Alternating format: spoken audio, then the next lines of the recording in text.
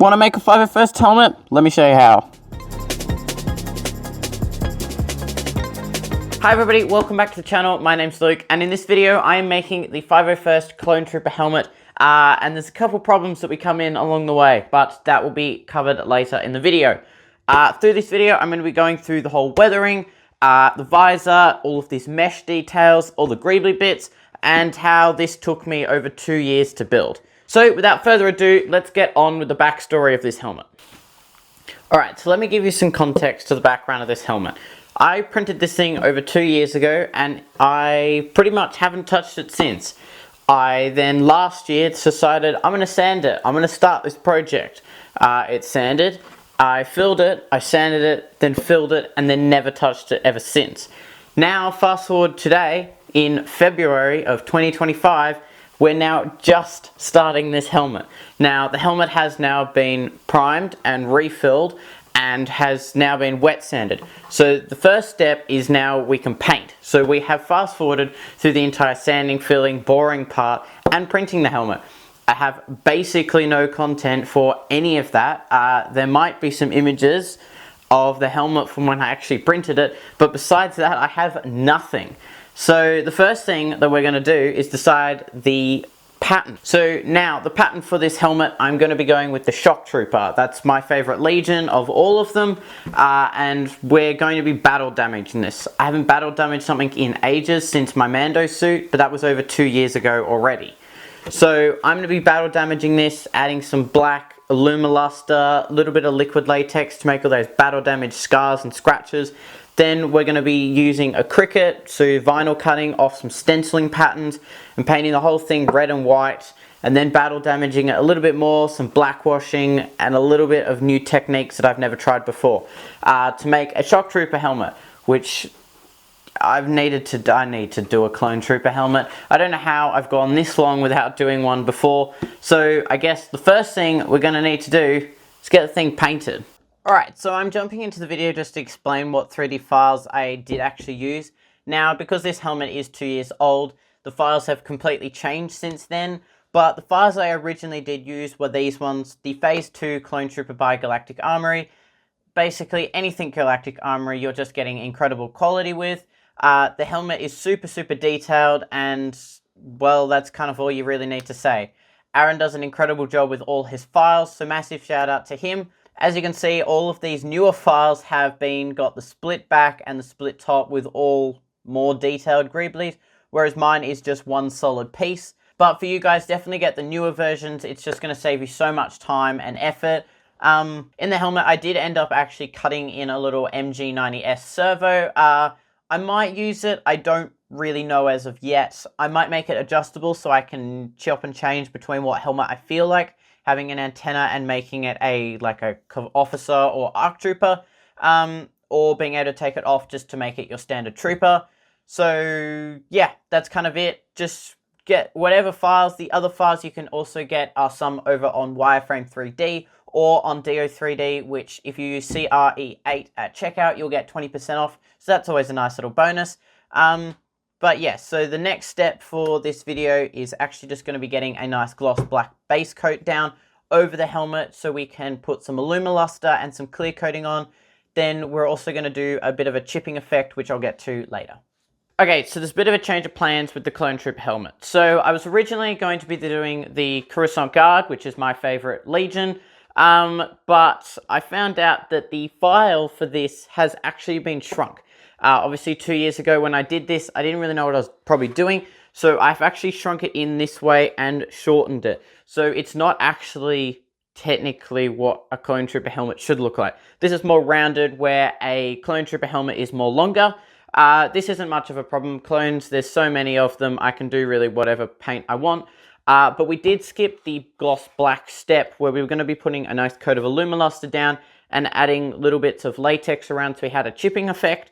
But we've just skipped going straight to the white, and we're just going to be doing the basic 501st Legion because, well, it's the 501st. You can't get much better than that. So the next step for this helmet, now that it's all white, is we're needing to paint this inner seam around here into like a flat grey. And for that, I'm just going to be using some of this. This is SMS Surface Grey. It's pretty much a primer, but it's just going to be a nice flat grey, which we're just going to airbrush on because I don't really want to tape the whole thing just to do a tiny bit. And then after that, we're going to need to do this seam piece around here, which is just going to be a flat black. And that's where I'm just going to be using some SMS Surface Black in the airbrush again, just to get a nice even coat around that and avoid me taping off the whole thing just to use a tiny bit of paint. So I'm going to get those done. I think I need to do a little bit on the back. I'm not sure. I'll look for some reference images. But other than that, that's pretty much it. Oh, we do actually have to do the teeth in sort of like a chromy surface grey. I'm most likely just going to be using the surface grey just simply because I'm going to be weathering the whole thing in a black wash and some other stuff. So it's not really, you're never going to notice if it was chrome or not. So the next thing we're going to do is get these taped and airbrushed, and then after that we're going to be sorting out the iconic blue stripe down the center for the rest of the 501st. Then we'll get on with resin printing the internal little pieces here, the little greebly that goes there, and the side ear pieces. So let's get to taping.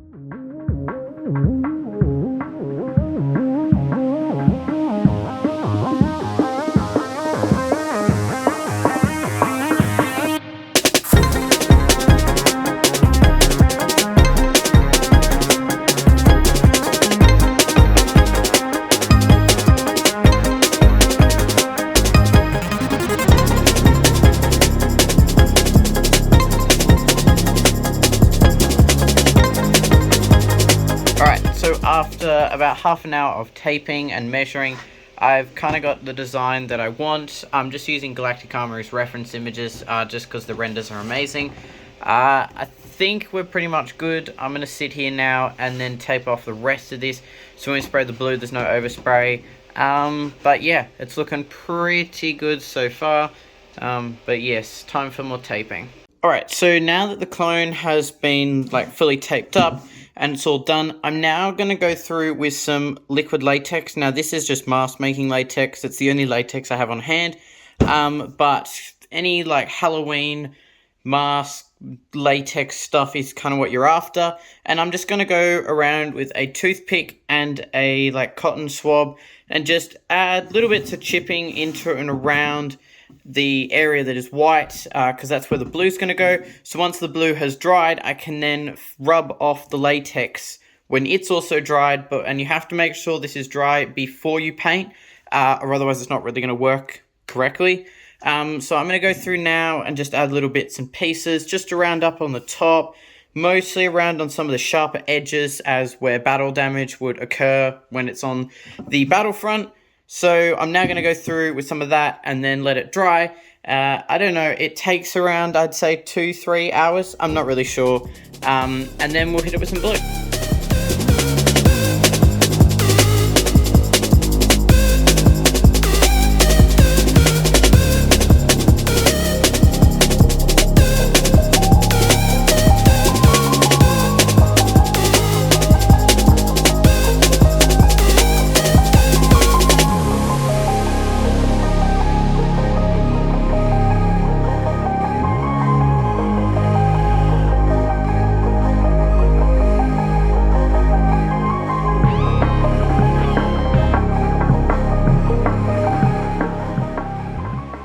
So I've got all of these like scale pieces on so that we can do the tally mark things, and they're on both sides. I might go through with a little bit more masking tape, just tape around because I'm going to be airbrushing it. I don't want a lot of overspray.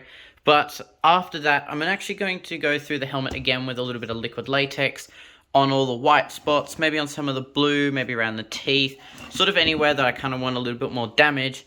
And I'm actually going to add a little bit of this darker texture, maybe airbrush a little bit over it so that we get little bits of gradients of like a cleaner white, darker whites, cleaner blues, darker blues, and it just adds that little bit more texture. Now, I learned this method from the Art Dart over on Instagram. Definitely go and check out of his work. It's pretty incredible what he is able to do. I definitely can't take credit for any of this idea. I'm also just winging it as well. But massive shout out to the Art Dart on Instagram for this idea. So I'm going to go through with a little bit of toothpick, around the corners and around these top edges and all sorts of places. I'll sort of play it along as I go. So yes, off to airbrushing these, doing a little bit of details, and I'm also going to airbrush in a flat black all of the little bits and the air respirators and the greebly piece down here. So there's just a couple more things we have to do to finish off the clone helmet, the first of which is going to be the visor. Alright, so for the visor, I'm just using a welding mask. This is just some blacked out acrylic, which is 1 mil thick. The thinner it is, the easier it's going to be to bend and form. Obviously, the thicker it goes, you can't really bend it as much.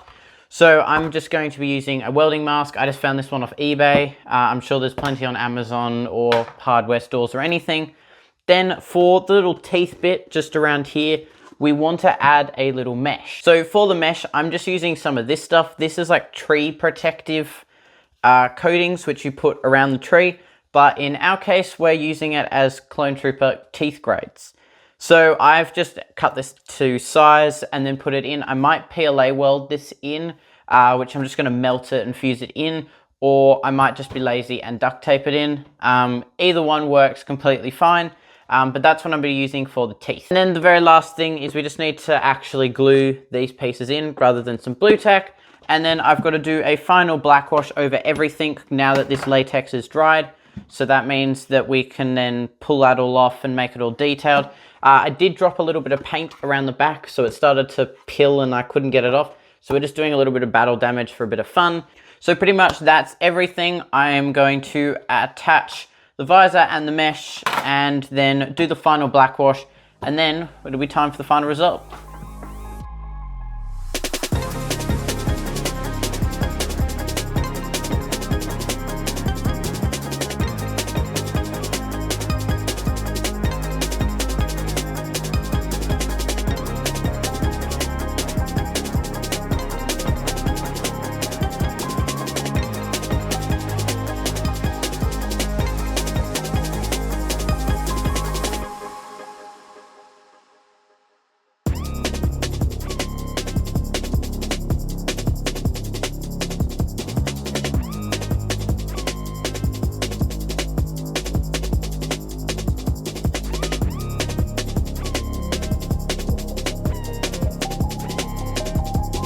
So that pretty much does it. The Clone Trooper helmet is now complete. Now, I know this video was kind of all over the place with the sanding and priming all kind of skipped, and me changing the ideas from a Shock Trooper to a 501st, but it was definitely worth to finally have one at the end because I haven't made a Clone Trooper helmet. Why? I don't know, but it was definitely worth it. I'm currently in the process of making another Clone Trooper helmet, which will be made into a cast mold so that I don't have to do any of that sanding, priming bit ever again, which will be a lot of fun because then I can practice more painting, taping, and weathering, especially with all the different legions that there are with all different paint jobs. So definitely don't forget to subscribe to see any of those builds in the future, and I will be going through a tutorial on making the cast mold, so if you're interested in that, do make sure to stick around.